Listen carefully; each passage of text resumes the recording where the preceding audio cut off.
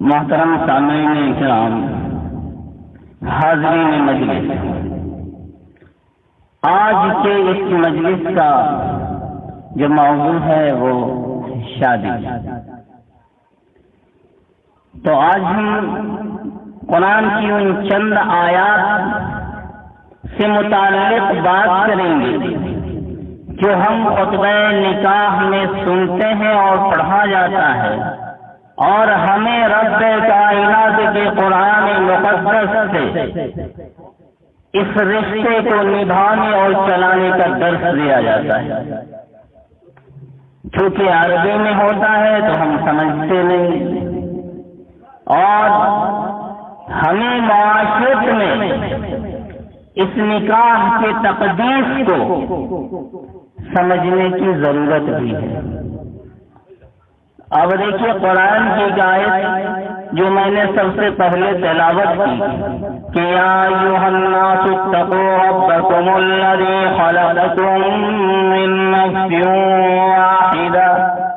رب کائنات ہمیں اپنے قرآن میں یہ بتا رہا ہے کہ انسان ڈرو اس رب سے جس نے تمہیں ایک جان سے پیدا کیا ہے۔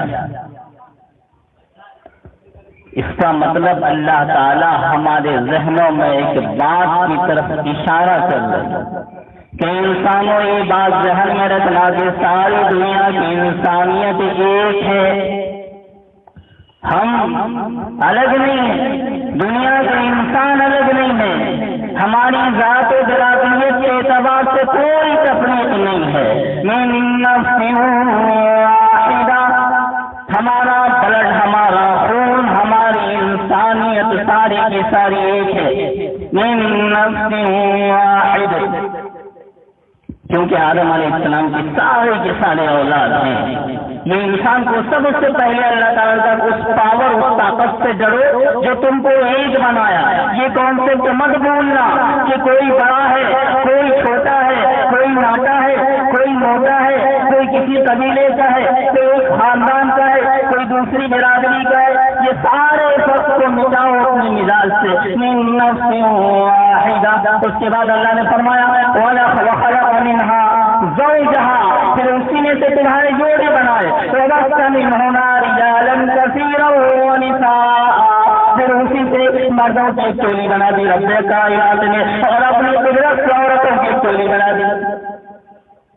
وَبَثَّ مِنْهُمَا رِجَالًا وَنِسَاءً وَاتَّقُوا اللَّهَ الَّذِي تَسَاءَلُونَ بِهِ وَالْأَرْحَامَ۔ آگے ایک اور بات کیا ہے کہ اللہ تعالیٰ سے ڈرو جس سے تم رشتوں کا واسطہ پکڑتے ہو۔ رشتے جہاں سے بنتے ہیں اس رب کائنات سے ڈرو، اور اپنے اندر یہ ساری باتیں آیت پڑھتے ہیں۔ کیا مطلب ہوا اس کا کہ بھئی اللہ تعالیٰ کو معلوم ہے کہ ہم نے، اور اللہ نے قرآن میں کہا الرجال قوامون علی النساء، کہ ہم نے مرد کو عورتوں پر مقدم کیا ہے، لیکن اس کا مطلب یہ تو نہیں کہ مرد کی برادری عورت کی برادریوں پر ظلم کرنے لگ جائے۔ ہوتا ہے یہ عام طور سے کہ ہر طاقتور کمزور کو دبانے کی کوشش کرتا ہے، اس لیے رب کائنات نے کانسیپٹ دیا شاید انسانیت کے وہ تمہارے برابر ہے، انسانی حقوق کے اعتبار سے وہ تمہارے برابر ہے۔ تو یہ رب العالمین نے ہمیں من نفس واحدہ، ایسا مت سمجھ لینا کہ ہم مرد ہو گئے تو ہم یہی مقرر ہیں۔ اللہ سے ڈرو جس نے ایک جان سے پیدا کیا ہے۔ اگر تم نے ظلم کیا واتقوا اللہ الذی تساءلون بہ والارحام، کہ جس سے تم رشتے ناطے کی، اگر اس رب سے ڈرو جس نے رشتوں کو بنایا۔ اللہ کو معلوم تھا، اس لیے یہ آیتیں پڑھی جاتی ہیں۔ اس کے بعد والی آیتیں جو ہیں وہ ہمارے اکثر مسائل کا حل اسی آیت کے اندر ہے، اگر آپ اس آیت کو سمجھ لیں تو۔ دوسری آیت ہے یا ایھا الذین آمنوا اتقوا اللہ وقولوا قولا سدیدا۔ جب اس آیت کو غور کریں گے تو ہمارے سماج کے جو گھروں کے مسائل ہیں اس کا 95% سولوشن اسی آیت میں ہے قرآن میں۔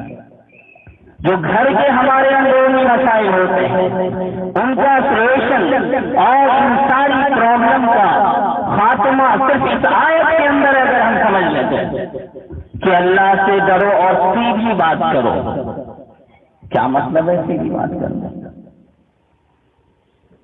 تو مطلب تو ہوگا نکاح کے خطبے کے اندر اس آیت کی شمولیت کہ اللہ سے ڈرو اور سیدھی بات کرو، اس کی اس طرف اشارہ کر رہا ہے کہ بات کہیں نہ کہیں ٹیڑھی ہوتی ہے اس رشتے میں۔ ٹیڑھی کس طرح ہوتی ہے؟ آپ سب سے پہلے دیکھیے نبی کی حدیث سن لیجیے، خیارکم لأہلہ، کہ تم میں بہتر وہ ہے جو گھر والوں کے ساتھ بہتر ہے۔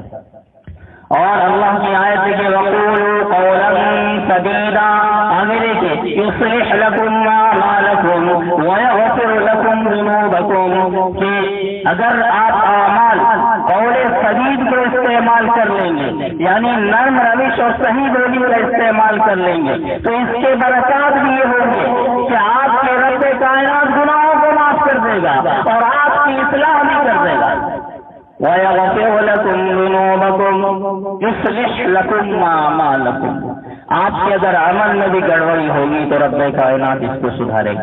اب آئیے ہم صرف اپنے سماج اور ماحول کی بات کریں گے، یہ مضمون اور یہ مجلس نکاح سے متعلق ہے، اس رشتے سے متعلق ہے۔ آج ہمارے ہندوستان کا اگر سروے کیا جائے اور حالات کے جائزے لیے جائے تو ہمارے گھروں کے حالات بہت اچھے ہیں۔ اور ایک بات یاد رکھیے کہ جس قوم کی گھر بگڑی ہوگی، دنیا اور یہ تاریخ گواہ ہے کہ وہ قوم کبھی ترقی نہیں کر سکتی، کبھی نہیں۔ ہمارے تاریخ اٹھا کر دیکھیے کہ جب ہماری قوم میں محمد ابن قاسم ایسے پیدا نہیں ہوئے، ہماری قوم میں صلاح الدین ایوبی جیسا بہادر ایسے پیدا نہیں ہوا، ان کے پیدا کرنے کے لیے ان کے گھر کے ماحول ویسے ہوئے۔ ہم کیسے پیدا کریں وہ بہادر؟ آج امت پوری دنیا کی مسلمان چیخ رہی ہے، چلا رہی ہے، آواز سنیے تو آواز آ رہی ہے، تمہارے اندر کے کہاں گئے محمد ابن قاسم؟ تمہارے اندر کے کہاں گئے عمر فاروق جیسی جلالت رکھنے والے؟ اور تمہارے اندر کے کہاں گئے صلاح الدین ایوبی؟ آج تو ہماری مسلمانوں کی نسلیں ایسی پیدا ہو رہی ہے کہ اپنے قوم کے نام پر قوم کا سردار ایک لفظ بولنے کے لیے تیار نہیں ہے۔ کیوں ایسی نسلیں پیدا ہو رہی ہیں؟ کیا یہ سوچنے کا مقام نہیں ہے؟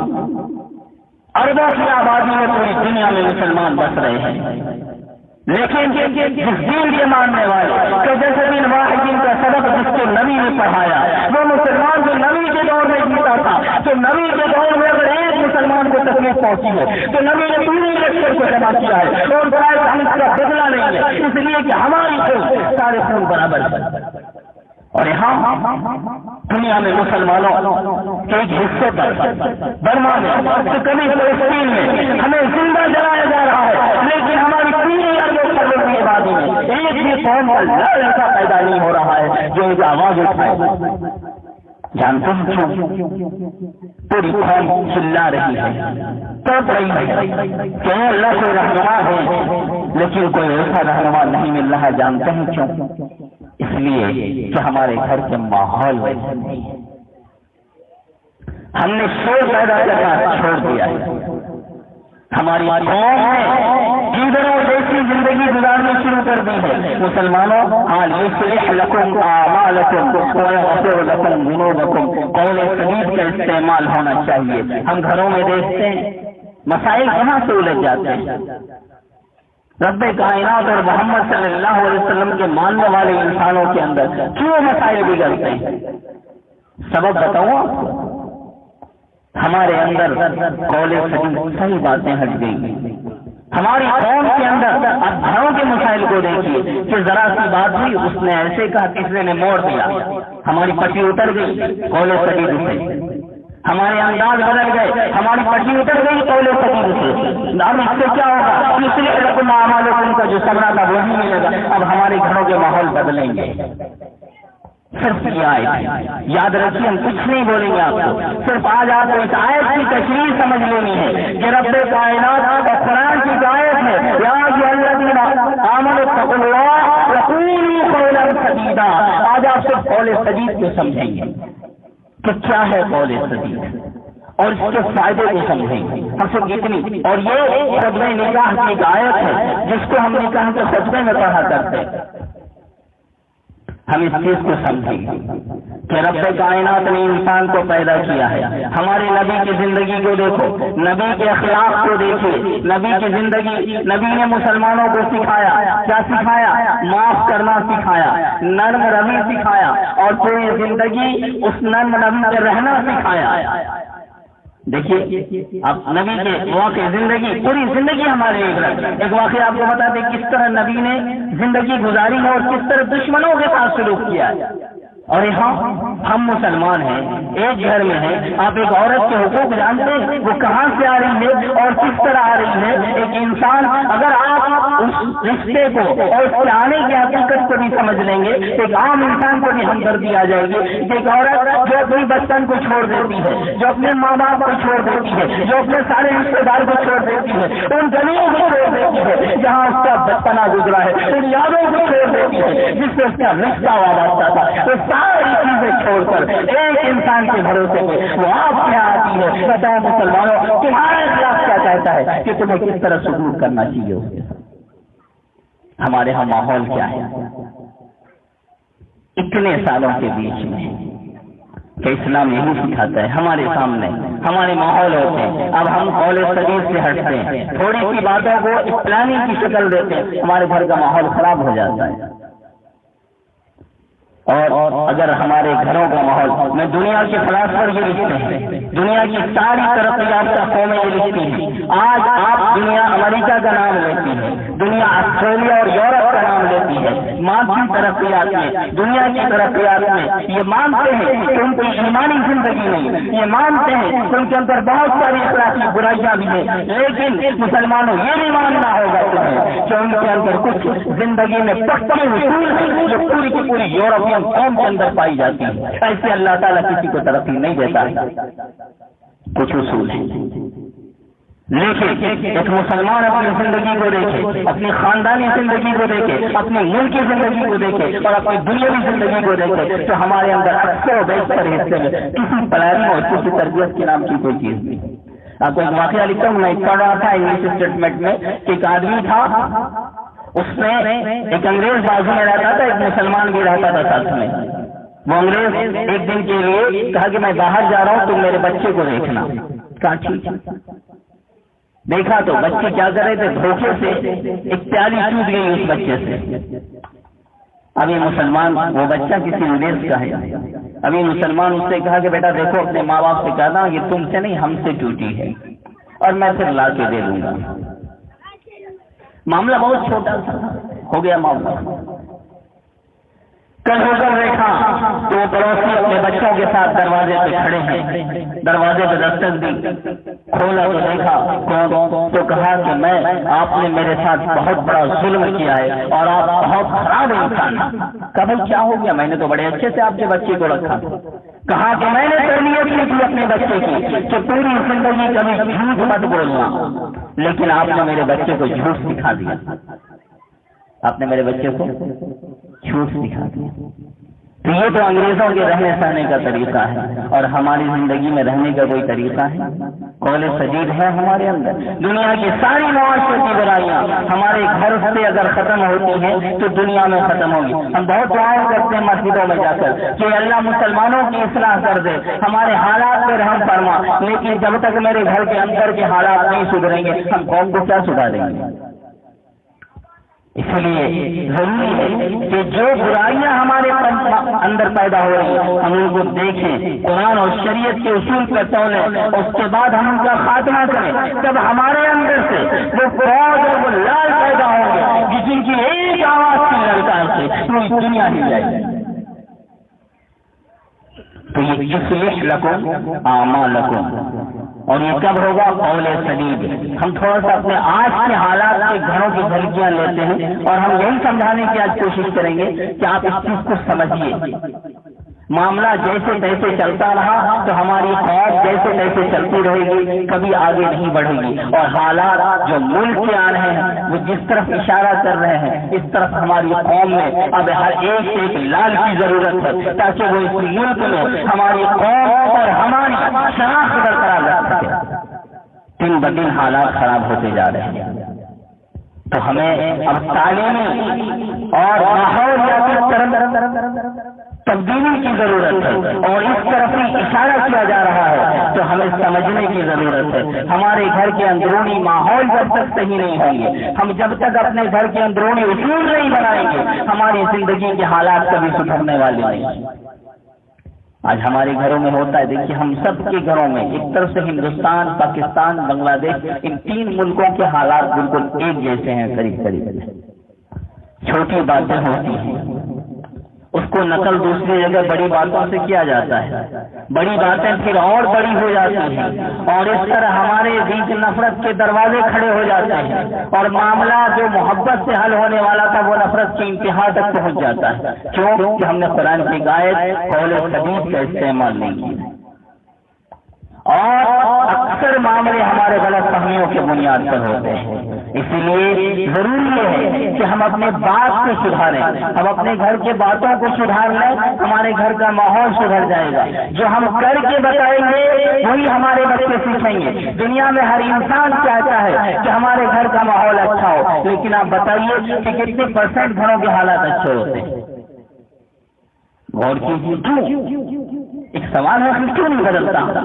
हर गाजी नहीं चाहते, हर जो है फैमिली और हर घर के मेंबर ये चाहते हैं कि हमारे घर के हालात अच्छे हो, लेकिन क्यों नहीं तब्दीली आ रही?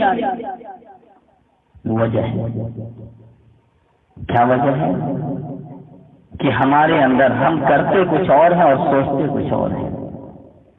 जो आप कर रहे हैं वो आप अमली तौर पर, प्रैक्टिकली तौर पर सिखा रहे हैं बच्चों को।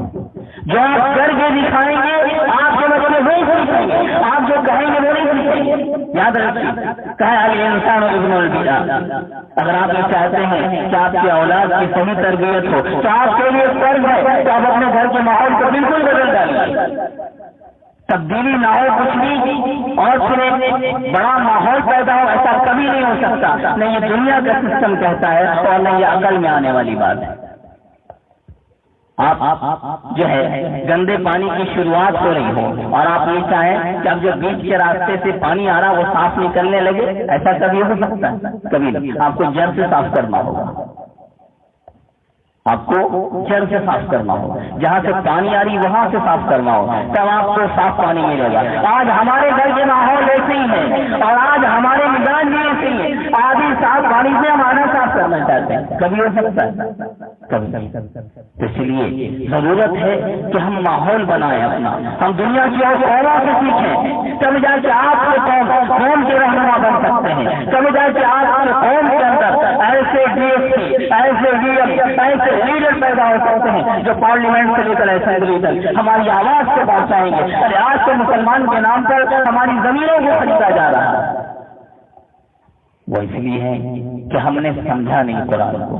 तो इसलिए हमें जरूरत इस बात की है कि आज से हमने हर फर्द जाकर ये गौर करे कि कुछ न कुछ तब्दीली करेंगे। और अगर आपने नहीं की तो कल क़यामत के दिन अल्लाह ताला के सामने आपके आने वाली नस्ल की गिरोह से बचेगी और कहेगी कि रब्बे कायनात आप चाहते भी कर सकते थे, इन्होंने वो माहौल नहीं बनाया कि मैं अच्छे माहौल को चल सकूं। तो बहुत बड़ी जिम्मेदारी है इस वक्त हमारी कि जैसे चल रहा है वैसे नहीं चलनी चाहिए। हमें कुछ तब्दीली की जरूरत है। वक्त हालात कुछ अलग इशारे कर रहे हैं। हमें आज हमारे बड़े बड़े रहनुमा यही कह रहे हैं कि इस वक्त तुम्हारा कोई सोल्यूशन नहीं है, न रोड पर चिल्लाने से तुम्हारे मसाइल हल होंगे, न रास्ते और सच्चे जान करने से तुम्हारे मसाइल हल होंगे। इस वक्त जो हालात लग रहे हैं वो हालात ऐसे लग रहे हैं कि आपके मसाइल सिर्फ आपके आले अखलाक से हल होंगे। जो मुल्क के हालात चल रहे हैं इस वक्त हमारे मसलों का हल हमारा आला अखलाक है। हमारे नबी के जमाने को देखिए, एक इंसान आता है और मस्जिद में तहखाना कर देता है, मस्जिद में तहखाना कर देता है, मुसलमान भी नहीं काफिर है। अब वो मारे शर्म से सुबह सुबह निकल जाता है कि अब लोग बोलेंगे तो क्या बोलेंगे पता नहीं, मुसलमान मारेंगे, उनका मुक़द्दस मकाम मस्जिद है और मैंने वहां गलाजत कर दी, चला गया। उसका कोई कीमती सामान वहीं पर छूट गया था, वो जल्दी निकला सुबह। अब उसे रास्ते में याद आया कि मैं वहां से तो आ गया بہت قیمتی سامان وہی چھوٹ گئی ہے۔ اب وہ واپس آیا وہ سامان لینے کے لیے، تو شرم محسوس ہو رہی تھی، تو دیکھتا کیا ہے وہ دیکھیے اور اپنے دل و دماغ میں اس بات کو جگہ دیجیے۔ وہ دیکھتا یہ ہے کہ محمد عربی صلی اللہ علیہ وسلم اس کی غلاظت دھل رہے ہیں اور اس کی غلاظت کو صحابہ کرام وغیرہ مل کر صاف کر رہے ہیں۔ اب یہ بہت سہم گیا کہ لگتا میں نے بہت بڑا جرم کر دیا۔ اب یہ ہمارے نبی سے ملا، اسی جگہ ہم ہوتے تو 10 گالیاں پہلے اور آنے کے بعد تو 1 لاکھ گالیاں دکھاتے اس کو کہ کیا بدتمیزی ہے، کسی کے یہاں جانے کے یہی اصول ہے۔ لیکن نبی نے بڑے پیار سے ان کے ساتھ پیش آیا، کہا نہ اتنا بڑا اخلاق کبھی غلط نہیں ہو سکتا۔ نبی کے ہاتھ پہ ہاتھ دی اور لا الہ الا اللہ محمد رسول اللہ پڑھ دیا۔ یہ تھے اخلاق۔ آپ کو محمد ابن قاسم چند ہزار لشکر لے کے سندھ کے راستے ہندوستان آئے، لیکن جب لوگوں نے ان کے اخلاق کو دیکھا، جس کو بلاتے تھے اس کو بیٹھا دیتے تھے کھانے پہ، جو بھوکا دکھتا تھا اپنے فوجوں کے ساتھ بلا کے کھلاتے تھے۔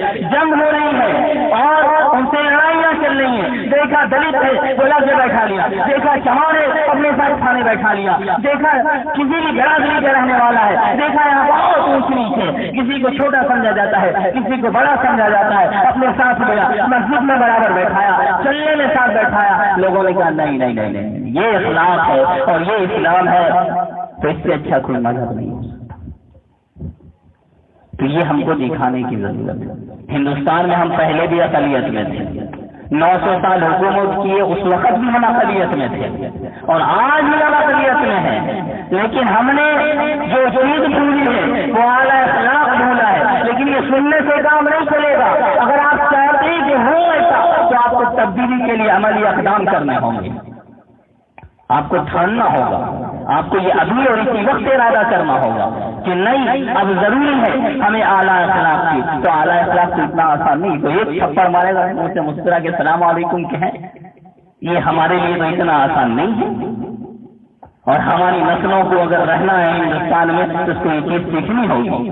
بڑے سے بڑے لوگ یہی کہہ رہے ہیں، سارے دور اندیش کی دور اندیشی اسی بات کی طرف اشارہ کر رہی ہے کہ ہندوستان میں جو حالات ہیں اس کا مقابلہ صرف اچھے اخلاق سے کر سکتے ہو، ورنہ کوئی تدبیر کارگر سمجھ میں نہیں آ رہی ہے، کسی کو نہیں آ رہی۔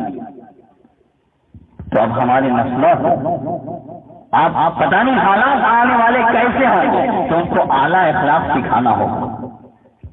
تو اعلیٰ اخلاق کیسے شروع سیکھ جائیں گے؟ بولیے گا بیٹا جو دشمنی کرے اس کے ساتھ تم اچھا سلوک کرو، 1 کروڑ مرتبہ بولیے گا سمجھ میں نہیں آئے گی۔ لیکن وہ اگر آپ کو دیکھے گا کہ میرے باپ سے فلاں کی دشمنی تھی لیکن میرے باپ نے اس کے ساتھ کیسا سلوک کیا ہے، اچھا سلوک کیا ہے، وہ بس آپ کو کچھ کہنا نہیں ہے، وہ دیکھے گا اس کو یاد رہے گا۔ جب اس کے ساتھ کوئی برا سلوک کرے گا اسے یاد آ جائے گا کہ میرے باپ کو ایسا کیا، ہم بھی ایسا کر سکتے ہیں۔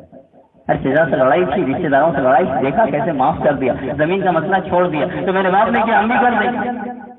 یہ سکھا سکتے ہیں آپ کو بدلنا ہوگا، ہمارے گھر کے ماحول کو بدلنا ہوگا، تب جا کے ہماری اگلی نسلیں اسلامی لوگ اس کو دیکھ کر کہیں گے لا الہ الا اللہ محمد رسول اللہ، اس سے مل کر کہیں گے کرے دھرم ہوگا تو اسلام جیسا، مذہب ہو تو اسلام جیسا، دیکھو میں نے اس کے ساتھ برا کیا ہے اور وہ دیکھو میرے ساتھ کیسا سلوک کر رہا ہے۔ ایک نہیں ہزاروں گواہی دیں گے، تو ایسے ہوگا نہیں، تب ہوگا کوئی بھی اخلاقی کام نرمی سے ہوتا ہے۔ نبی کی پوری زندگی پوری تاریخ پڑھ لیجیے، نبی نے کہا بشرو ولا تنفرو، خوشخبری سنانے والے بنو، نفرت والے مت بنو۔ نبی کی زندگی پوری کی پوری ایسی گزری، نرمی سے بڑا کام بھی منٹوں میں ہو جاتا ہے اور سختی سے چھوٹے کام میں بھی صدیاں لگ جاتی ہیں۔ تو ہم کو صرف آج یہی سیکھنا ہے کہ قولاً سدیدا، کہ بھول میں نرمی استعمال کرو اور سیدھی بات کرو۔ یہ ہمارے گھر کے جو مسائل ہیں آپ سب سمجھ رہے ہیں کہ ان کے اندر کتنی کجیاں ہوتی ہیں، یہ ساس بہو کے مسائل یا بہو ساس کے مسائل، یہاں پر آدھا کہاں کہیں وہ حاوی کہیں یہ حاوی، کہیں ساس حاوی کہیں نند حاوی۔ لیکن ایک بات یاد رکھو کہ اللہ تعالیٰ کا قانون سب پر حاوی ہے، ہمارا ماحول کہیں پر بہت غلط ہے کہیں پر صحیح ہے، لیکن ہمیں سمجھنے کی ضرورت ہے کہ صحیح کیا ہے غلط کیا ہے، تب جا کر ہمارے مسائل حل ہوں گے۔ ہمارے گھروں کے مسائل آج کل تو ایسا لگتا ہے کہ جیسے انسان کی ساری صلاحیتیں گھروں کے ماحول میں الجھ جائیں گی، تو پھر ہماری نسلیں صحیح سوچ کہاں پائیں گی؟ اسے تو سوچنے کا بھی وقت نہیں ملے گا۔ ماحول جب تک آپ نہیں بدلیں گے ہمارے حالات نہیں بدلیں گے۔ علامہ اقبال نے ایک شعر کہا تھا، خدا نے آج تک اس قوم کی حالت نہیں بدلی جسے خود نہ ہو اپنے بدلنے کا خیال۔ اور اللہ تعالیٰ قرآن میں بھی کہا کہ ہم ایسی قوم کو کبھی نہیں بدلتے جسے خود بدلنا نہیں آتا ہے۔ آج اللہ سے شکوہ ہے کہ اللہ مسلمانوں پہ کیسے ظلم ہے، لیکن اللہ بھی کہہ رہا ہے مسلمانوں تم بدلنا نہیں چاہتے ہو، کرو تو کیا تمہارے اندر کہاں تبدیلیاں آ رہی ہیں؟ آج جو دنیا میں یہ ہندوستان میں اپنے ملک کی بات کیجیے، جو پریشانیاں آ رہی ہیں اس میں ہم خود 75 سے 70% ذمہ دار ہیں۔ ہمارے اندر کہاں اتحاد ہے؟ ہم نے وہ سبق سیکھا ہی نہیں کہ اپنی قوم کو بھی کچھ قربانی دینی ہے۔ ہمارے بچوں نے نہیں سیکھا، نہ ہم نے سیکھا ہے۔ ہم اپنی مفاد کو دیکھتے رہے تو آج ہمارے لیے ہماری جینا محال ہو گیا۔ اتنی اکثریت میں کہ ہمارے عبادت کے خلاف پابندیاں اور قانون بنانا ان کے لیے آسان ہو گیا۔ یہ راستے ہم نے فراہم کیے ہیں، ہماری قوم نے دیے نہیں یہ راستے ان کو، یہ ہمارے بنائے ہوئے راستے ہیں۔ اور ہمارے نہ اعلیٰ اخلاق نہ ہونے کی وجہ سے اور ہماری مزاجی تربیت نہ ہونے کی وجہ سے ملک کے حالات اس طرف جا رہے ہیں۔ اس لیے ابھی سے یہ سوچنے کی ضرورت ہے۔ گھروں کے اندر ایک ضابطہ بنائیے، ایک قانون بنائیے۔ یاد رکھیے کہ آپ کے آنے والی نسلوں کو بہت خطرناک دن دیکھنے ہیں، انہیں بہت بڑی آزمائش میں جینے کا اور زندگی گزارنے کے خطرات منڈلا رہے ہیں۔ اور آپ کی اور دور اندیشی کا تقاضا یہی ہے کہ آپ اس چیز کو سمجھیں اور اس کے لیے آج کے روی سے لاہ عمل تیار کریں، پلاننگ تیار کریں، گھر کے سارے چیزوں کو ہٹائیں، شکوے شکایتوں میں وقت گزارنے کے بجائے اچھا کہ اپنی قوم کے، اپنے بچوں کے، اپنے گھر کے ہر فرد کی ترقی و تعمیر کے لیے میٹنگ کریں۔ یہ ہمارے مسائل کا حل ہے۔ اسلامی ماحول لائیں گھر میں۔ اگر آپ ایسا نہیں کریں گے تو خدا نہ کل اگر برے دن آئے تو آپ کی نسلیں بھی آپ کو بولیں گی کہ کاش کہ ہمارے بڑے رہنما ہمارے لیے صحیح راستہ بنا کر گئے ہوتے تو آج ہمیں یہ دن اور اتنی پریشانیوں کا سامنا کرنا نہیں پڑتا۔ تو بس بات میں یہیں پہ ختم کروں گا۔ آپ کو سمجھنا یہ ہے کہ آج جو ہمارے گھروں کے مسائل ہیں، کیونکہ یہ شادی کا مسئلہ ہے اور شادی کے بعد مسائل پیدا ہوتے ہیں، شریعت کیا کہتا ہے، اسلام کیا کہتا ہے، اخلاق کیا کہتا ہے، ہم کو کرنا کیا ہے۔ اگر کبھی دہوں گھن بھی مل جائے تو ہمیں صبر کرنا ہے۔ نبی نے بھی دشمنوں کے ساتھ بھی صبر کیا ہے، اور ہم کیا ایک گھر میں ایک فرد اور ایک رشتے دار صبر نہیں کر سکتے؟ لیکن اگر ہمارے گھر کے ماحول اپوزٹ ہے تو بھی ہمیں صبر کرنا ہے اور ہر مسائل کا حق بات کا استعمال کرنا ہے۔ اگر آپ نے قول سدید استعمال کیا تو اللہ تعالیٰ کریں یصلح لکم اعمالکم، آپ کے سارے عمل ٹھیک ہو جائیں گے۔ بہت بڑا فائدہ ہے، قرآن کی آیت ہے پوری اور بہت بہترین فارمولہ ہے کہ اگر اللہ سے ڈرے اور اللہ سے ڈر کر صحیح معاملہ کرتے رہے یصلح لکم اعمالکم، اور یہی نہیں اگلی آیت سنیے ویغفر لکم ذنوبکم، اور تمہارے گناہوں کو بھی معاف کر دیں گے۔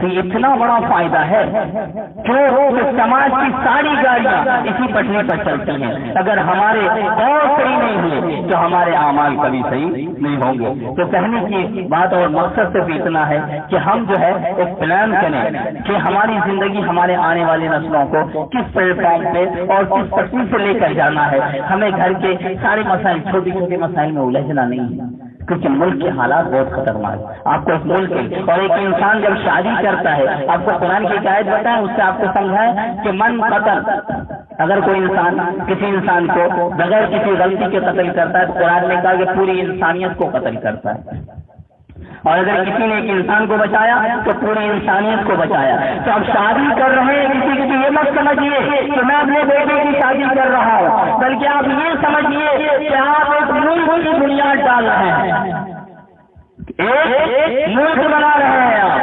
آپ جانتے ہیں کہ جب کوئی ملک بنتا ہے تو اس کا ایک سموِدھان بنتا ہے، تو دستور بنتا ہے۔ دنیا میں کوئی ملک ایسا نہیں ہے جس کے کوئی قانون نہ ہو، جس کا کوئی ضابطہ نہ ہو، جس کے جینے کا کوئی طریقہ نہ ہو۔ بس یہی سمجھیے کہ آپ ایک ملک کی بنیاد ڈال رہے ہیں۔ اور آپ کو بتائیں کہ حضرت عمر فاروق کے دور میں ایک مقدمہ آیا، باپ بیٹے کو لے کر آیا اور کہا کہ دیکھیے یہ میری نافرمان بیٹا ہے۔ تو اس نے جو شکایت کی وہ یہ کہ بیٹے نے جو اپنا دعویٰ کے خلاف مدعا بن گیا تو حضرت عمر سے کہا حضرت عمر دیکھیے یہ سب سے پہلے یہ کہ اس نے میری ماں کا جو انتخاب کیا وہ بالکل بدو جاہل ہے. نمبر 2 اس نے میرا نام بھی بڑا عجیب رکھا. تو حضرت عمر فاروق نے کہا جاؤ تم نے جیسا کیا ویسا بھگتو. تو فرض بنتا ہے کہ آپ جب کسی کا انتخاب کر رہے ہیں تو اچھا انتخاب کیجیے. یہ باپ کا اولاد پہ فرض ہے. اور اس کے بعد ایک اچھی عورت کا انتخاب کیجیے. اس کے بعد ایک قانون بنائیے گھر کا. جانتے ہیں آپ سب ہم میں سے ہر آدمی جانتا ہے کہ فیملی پرابلم ہمارے ہندوستان میں کتنا زیادہ ہے. ہر گھر کوئی گھر نہیں بچا ہوا, کوئی گھر. کیوں ہے ایسا؟ ایک وجہ ہے کہ ہم نے کوئی پلاننگ نہیں کی ہے. ہم نے یہ سوچا ہی نہیں کہ ہم ایک ملک کی بنیاد ڈال رہے ہیں.